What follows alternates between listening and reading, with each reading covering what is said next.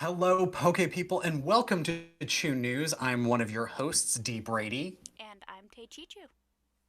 and we're going to go ahead and get right into it with some Pokemon news. Now, like we said last week, this is the 7-star Greninja raids. Now, Greninja is going to be a poison Terra type, and like most 7-star raids that we've had in the past with Cinderace and with Charizard, there are going to be 2 times you're going to be able to try this. Now, the first one is, like I said, this weekend.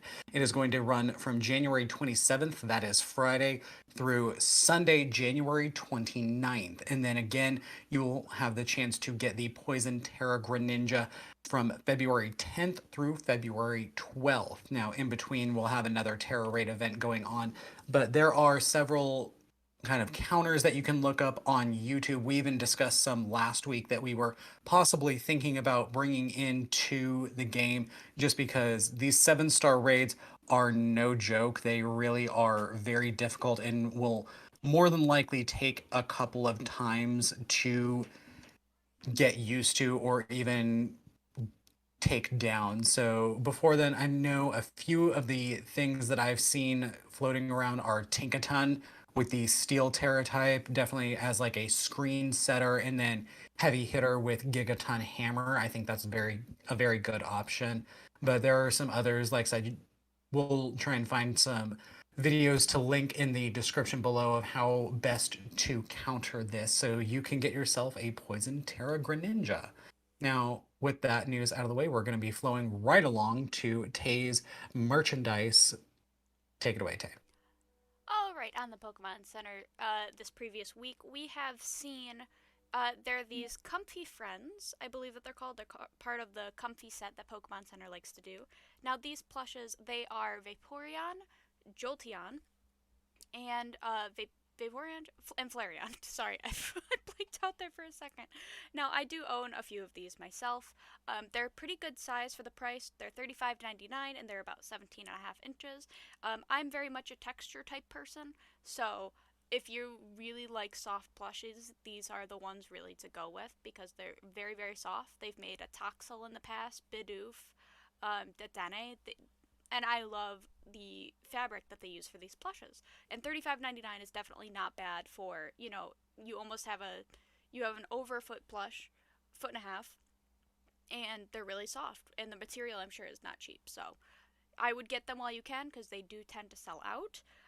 Also, on the Pokemon Center website, there's still some Pokemon trading card game sets that you can buy. They just made Regidrago V and Regieleki V. I'm not a trading card game person myself, but if you are, those are there. Make sure to get them while you can if they are good cards because God knows the scalpers are going to buy them and resell them. And lastly, from the Pokemon Center website, there is a new Arceus. It's Koto Buyak.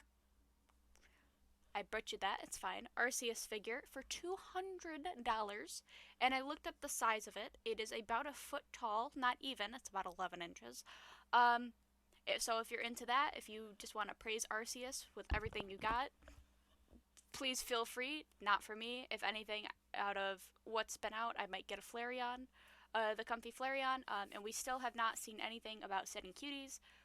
We will see in the future. I guess at this point, I think we are probably going to wait till February or even Pokemon Day for these Gen 5 setting cuties to come out. But from what I've seen, they might not do it in waves like they did with Gen 3 and Gen 4. They might just let them all out and break the website. Who knows? Pokemon Center always letting us down. Love you, Pokemon Center Yeah. sponsor. Please.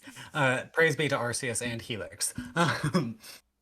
But if anything, I'm personally would wait for a Glaceon Mm, comfy because Glaceon is my favorite evolution. That'll be explained in a later video of why, but I just love Glaceon with all my heart and soul. Next in the news segment, we got confirmation that Misty will be returning as one of Ash's companions for his final episodes. We saw her come back in this most recent episode that aired in Japan, which also showcased her getting her first new Pokemon in over a decade. Tay and I looked this up before the episode, before we started recording this episode. Her last new Pokemon that she was shown with was her Azurill, which she got back in the Pokemon Ruby and Sapphire anime. And that was filmed in 2006. Now, I will be 27 this year. That was over 17 years ago. That makes both of us feel really old. Speaking of, we are But repping the Ruby and Sapphire right we now with really the are. hoodies. We're Yes. This was not planned in the slightest. Um, but Misty caught herself a clauncher. Now, a brief episode recap. Uh, her and Ash were coincidentally fishing around the same area when both of them pulled up a clauncher like they did when Ash caught his Totodile. And similar to that episode, they ended up having a battle to see who got to catch the clauncher. Or in that episode, in the Totodile episode, it was who gets to keep the Totodile, but this one was who gets to catch it.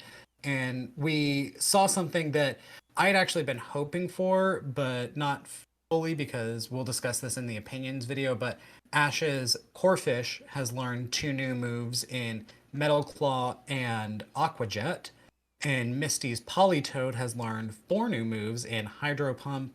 No, excuse me, three new moves in Hydro Pump, Focus Blast, and Bounce. So we got, oh, well, actually, no, four new moves. Yes, it learned Mega Punch as well. So they battled it out. Misty ended up winning. So if this were in the World Coronation Series, Misty would now be the new Monarch. Sorry, Ash, you had the shortest reign. But Misty got to catch the Clauncher, making that her first Gen 6 Pokemon, but also the first new Pokemon she's caught, like I said, in over a decade. So that, congrats to Misty. I look forward to seeing your Clauncher's development through these next few episodes, and hopefully we may even see you evolve it into a Clowitzer. But that actually kind of ties into our opinions piece a little bit that we will be talking about after the break. Speaking of, we'll be taking a brief break, and when we come back, we are going to do our first true proper opinions piece on the episode, or where I will be arguing on why Ash should have evolved most, if not all, of his Pokemon, with the exception of Pikachu, and Tay will be arguing the opposite. So we will take a brief break and see you back here in just a second. And we are back. Now comes the opinion slash general topics portion of our episode. And today we actually have an opinion. I know this is only episode 3, but we have just been doing general topics the last 2 episodes, and it's about time we do an opinion.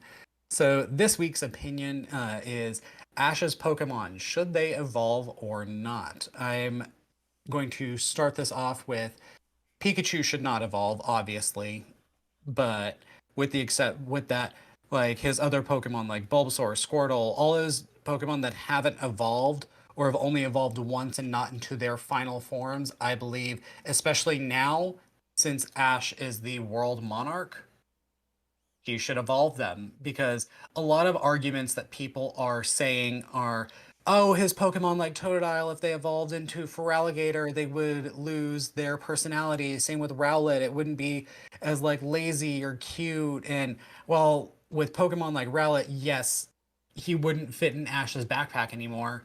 You can still keep the personality of the Pokemon, and that would just make it even funnier. Like going to Totodile. Totodile loves anytime it wins or does anything good, it dances.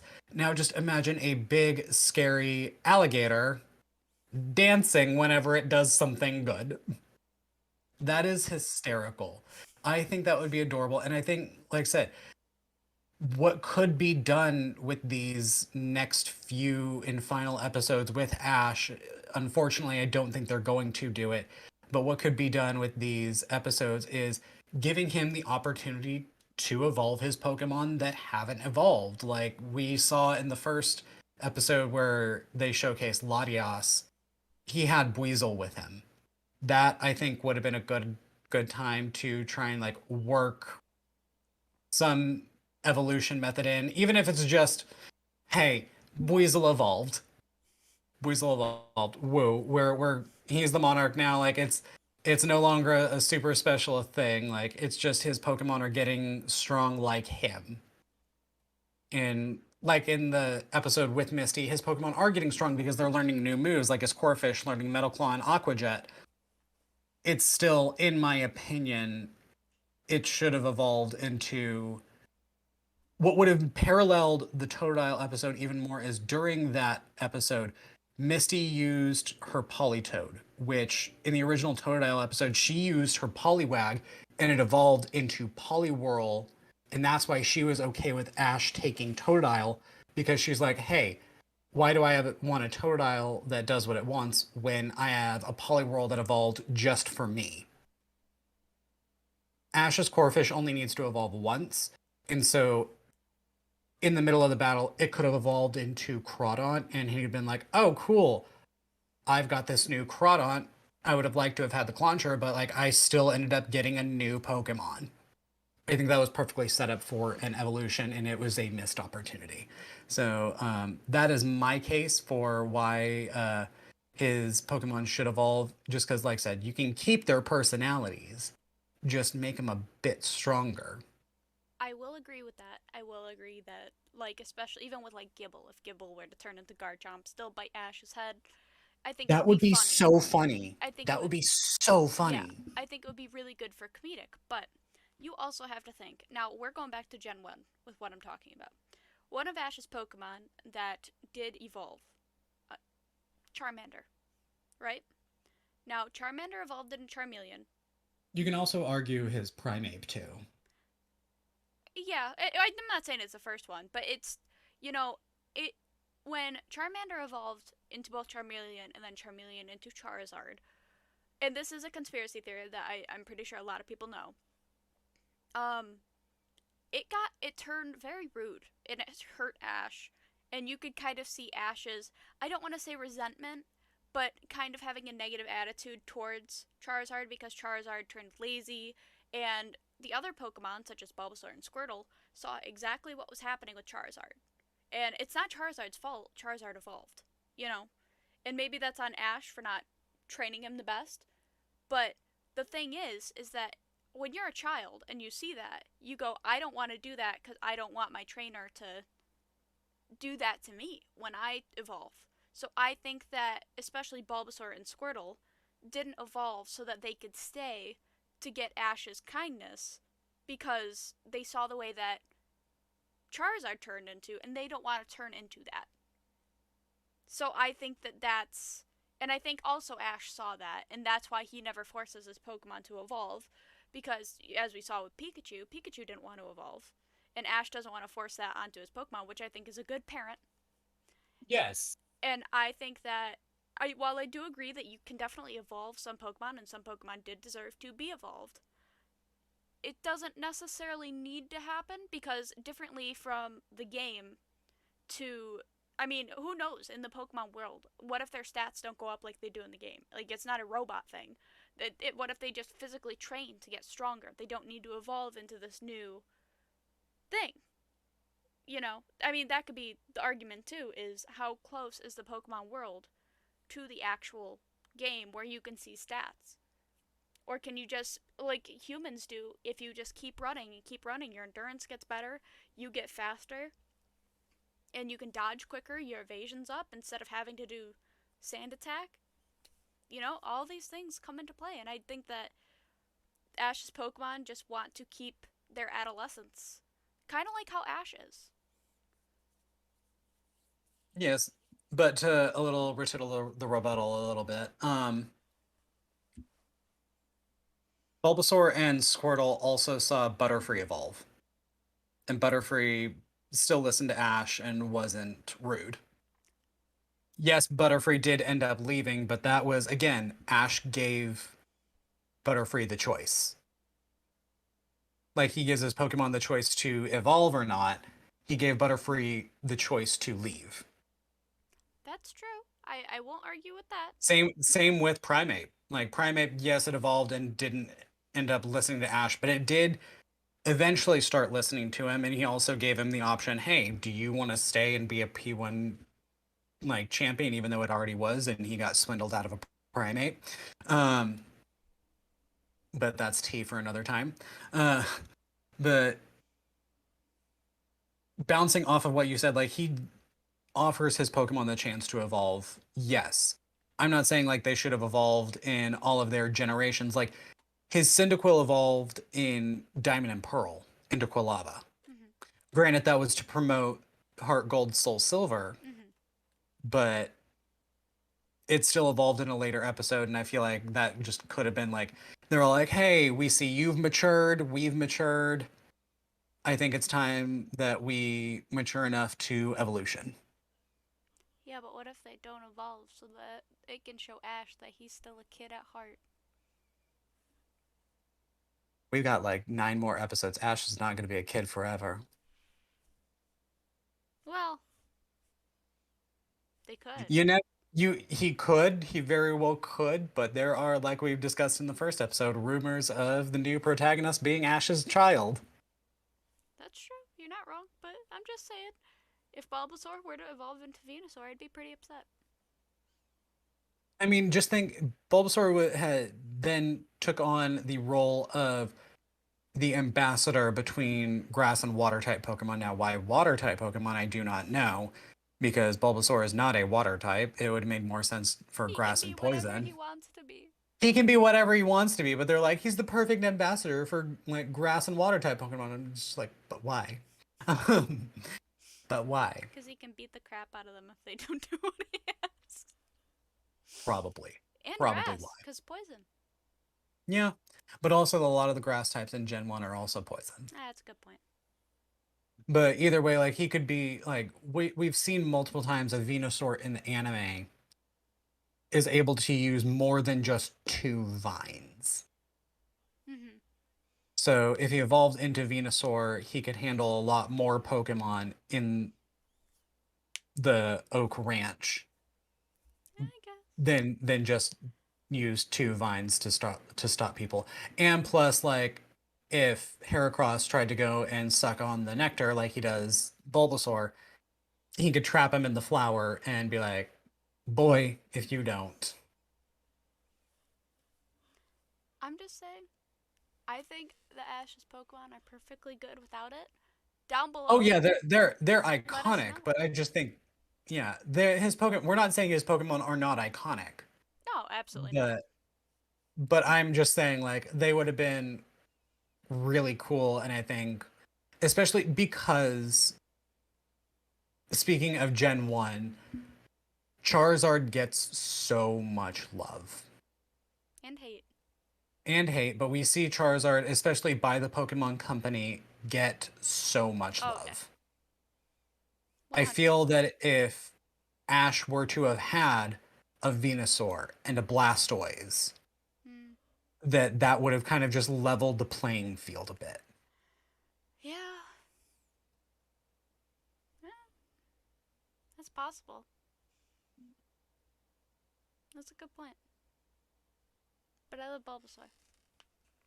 Yeah, because you people can correct me in the comments if I'm wrong, but his only fully evolved or his first fully evolved team that he ever had was his Kalos team.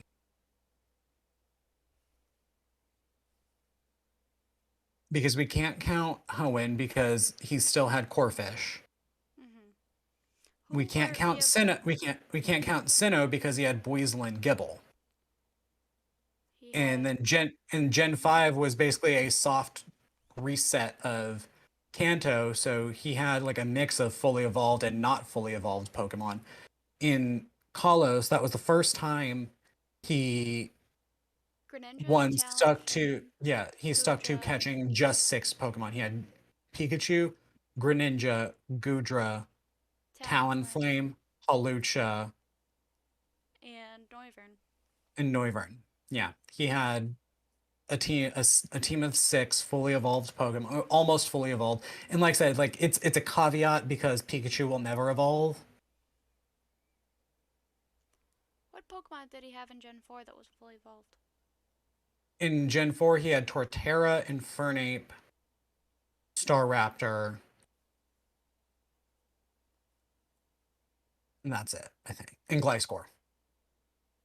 So isn't that technically fully evolved?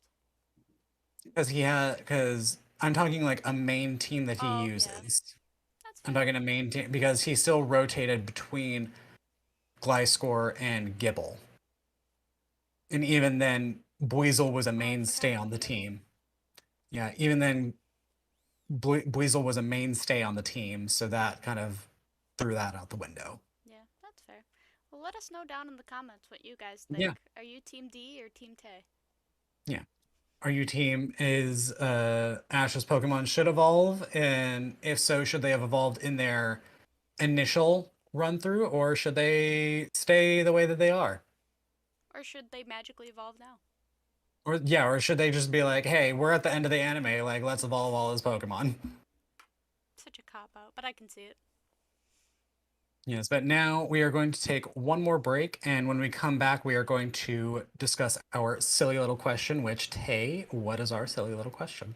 Our silly little question D is, what would be the most annoying Pokemon to have Just in general. in general to own? Find out what our answers are after the break. Now it is time for our silly little question, and our silly little question is what, Tay? What would be the most annoying Pokemon to have I will owned? let you start that. Okay, so here's the thing, right? You have to think realistically. What Pokemon would be just such a nuisance? And I'm not saying a nuisance enough to like go to the adoption center, but just like really just annoying. And I have a couple of options here. You could get Slugmaw because Slugmaw is gonna burn an entire trail with every path it does, and you have to pay for damages. Now that's fine.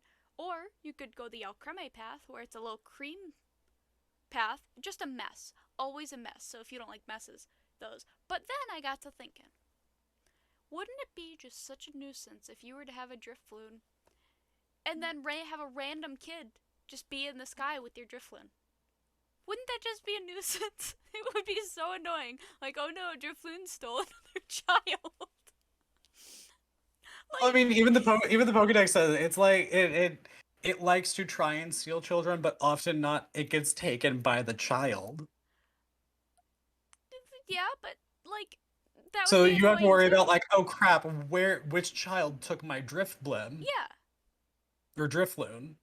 like it would just be just you can't let it out of its Pokeball unless you're battling because Hmm. it's like it just gets into such mischief. And the only reason I thought of that was because ghost Pokemon, as we know, have like the most screwed up Pokedex Dex entries. Dex entries, yes. So like Gengar would be off scaring people. Bayonet would be turning children into dolls. And, you know, it would also just be a nuisance to have a phantom, because you're like, oh, this was a child at one point.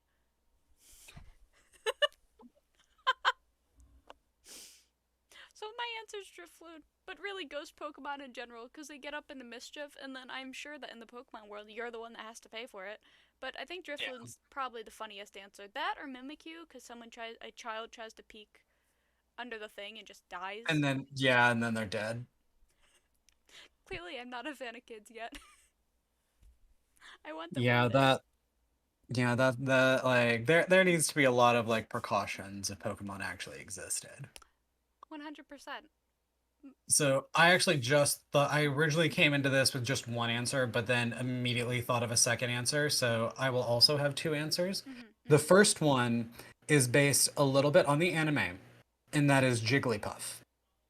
Oh my god. I have a counter argument. What if you need sleep? Yes, if you need sleep, like get a Jigglypuff. It will put you to get a Jigglypuff or any Pokemon that can learn Sing or Yawn or any sleep-inducing moves. Do that. But like if you're just trying to live and your Jigglypuff is a diva like the one in the anime, Good night. oops. Good night. Sorry. And then you wake up with marker on your face. If I could have her do my eyeliner while I sleep, I don't see that as a negative. Yeah, but she's using I not know. not permanent marker, but like it's marker is not easy to get off of your skin. Oh, I know. You think this is Marker easy? Yeah. But then my other Pokemon that I just thought of, Ditto. Because Ditto can turn into any Pokemon. Mhm. And clearly, I watched the anime quite a bit. Mhm. Quite a bit. Mhm. And I saw an episode of the anime where there was a mischievous Ditto that was trying to get out of Aether Paradise and was disguising itself as literally every Pokemon that it came Yes. across. So it was making it hard for people to figure out where it was. Mhm. So my argument is, what if you have a mischievous, and this is all based on like both of our answers a little bit are based on if you have a mischievous Pokemon. Yes. Because you easily could have like a ghost type Pokemon that doesn't like to scare people. Or you could have a Jigglypuff that doesn't like to sing people to sleep, or a Ditto that doesn't like to play pranks on people. But we're going on what the Dex entries have said Mhm. and what has been prominently showcased in the anime Mhm. or games or whatever or manga, What etc. have you? What have you, any media that is out there. And a lot of the times we're shown that Ditto are mischievous and like to play pranks and just show up as random Pokemon. That would be annoying. Even now in Scarlet and Violet, like you don't know what's a Ditto until you run into it, which is very inconvenient and did not know beforehand. Tay and I spent at least 30 minutes trying to find a Ditto. It was awful. It was very Still awful. We need killed it. Pokemon Home access, by the way. That's the Yeah. most annoying Pokemon. Pokemon Home not being Yes. accessible. That's it. Yeah, Pokemon Home not being accessible at least like 3 weeks after a launch of a new game. You're gonna hear us complain about this until it happens. Until Pokemon Home actually happens. Sorry. But who knows? March is not too far away. That's when spring happens, and we've been told that it's gonna be spring for when Pokemon Home is able to connect. But that is our silly little question of the day. Let us know in the comments, who do you think would be the most annoying Pokemon to own? Or a little bit of counter argument, who do you think would be the most annoying Pokemon for other people to own? True. So let us know in the comments below. We will take one final break and then do our normal wrap up. Well, everybody, that is our episode. We hope you enjoyed. Remember to like, comment, subscribe, and share with a friend. Please, we would love that. Love the exposure. But like I said, let us know in the comments what you think of Evolving Ash's Pokemon, for it or against it, what Pokemon you think would be the most annoying to own. But now looking forward, like I said earlier in the episode, this weekend is the 7-star Greninja raids. Let us know if you're going to be trying to take on those raids. If so, what you are looking most forward to and which Pokemon you will be trying to bring to those raids. Another thing looking forward to, and like we said in the last section, the thing we will be talking about until it has happened is Pokemon Home connectivity. We will be seeing that hopefully in early spring, if not around Pokemon Day. But Tay, I know you've got a few things you are looking forward to. Merch wise, just kind of, I'm looking forward to more of a Valentine's Day collection from the Pokemon Center website. I know sometimes they do some special Valentine's Day stuff. We're clearly still looking forward to the Gen 5 setting cuties, because those are always a surprise drop. And as I will continue to talk about until they come out, the, oh my god, Peldanian? Yes, Aldean. Paldean. In my head I kept saying starters. The big starters for Scarlet and Violet, aka Big Fuecoco, Big Sprigatito, and Big Quaxley. Because I want Fuecoco so bad it hurts. Exactly. And just before we wrap up, one final thing. Thank you all for bearing with us on our last couple of episodes with the technical difficulties and the later than usual uploads. We are hopefully getting things down to almost a science here. But again, thank you for bearing with us. We very much appreciate it. But until then, when you choose your news, choose Chew Chew News. news. See you guys next week. Bye. Bye.